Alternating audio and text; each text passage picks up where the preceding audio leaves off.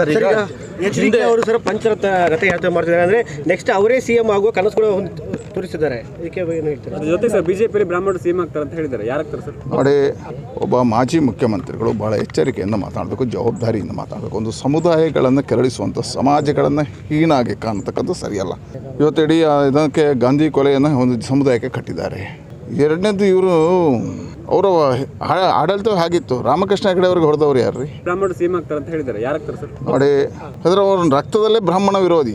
ರಾಮಕೃಷ್ಣ ಹೆಗಡೆ ಅವರ ಕಾಲಘಟ್ಟದಿಂದ ಅಟ್ಯಾಕ್ ಮಾಡ್ತಾ ಬಂದರು. ಅವರು ನಿನ್ನೆ ನೇರವಾಗಿ ಬಾಯಲ್ಲಿ ಹೇಳಿದ್ದಾರೆ, ಹಿಂದೆ ಕಲ್ಲಲ್ಲಿ ಹೊಡೆದಿದ್ರು, ನಿನ್ನೆ ಬಾಯಲ್ಲಿ ಹೇಳಿದ್ದಾರೆ. ಹೇಳಿದ್ರೆ ಇವತ್ತು ಬ್ರಾಹ್ಮಣ ಸಮುದಾಯವನ್ನು ಕೀಳು ಕಾಣತಕ್ಕಂಥ, ಅವ್ರಿಗೆ ಸಮುದಾಯಕ್ಕೆ ಅಪಮಾನ ಮಾಡ್ತಕ್ಕಂಥ, ಸಮುದಾಯವನ್ನು ಕೀಳು ತುಚ್ಛ ಭಾವನೆಯಿಂದ ಹೇಳ್ತಕ್ಕಂಥದ್ದು ಒಬ್ಬ ಮಾಜಿ ಮುಖ್ಯಮಂತ್ರಿಗೆ ಶೋಭೆ ಅಲ್ಲ.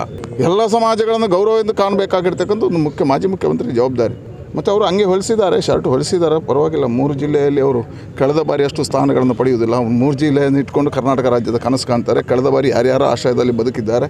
ಈ ಬಾರಿ ಅವ್ರದ್ದು 20 ಸ್ಥಾನಗಳಿಗಿಂತ ಮೇಲೆ ಹೋಗುವುದಿಲ್ಲ. ಹಾಗಾಗಿ ಅವ್ರಿಗೆ ಗೊತ್ತಾಗಿದೆ, ಸರ್ವೆ ರಿಪೋರ್ಟ್ಗಳು ಬಂದಾವೆ, ನಾವು 20 ಸ್ಥಾನವನ್ನು ಮುಟ್ಟುವುದಿಲ್ಲ ಅಂತ ಗೊತ್ತಾಗಿದೆ. ಹಾಗಾಗಿ ಆ ಒಟ್ಟು ಮಾನಸಿಕ ಚಂಚಲತೆಯಿಂದ ಈ ಮಾತುಗಳನ್ನು ಹೇಳ್ತಾರೆ.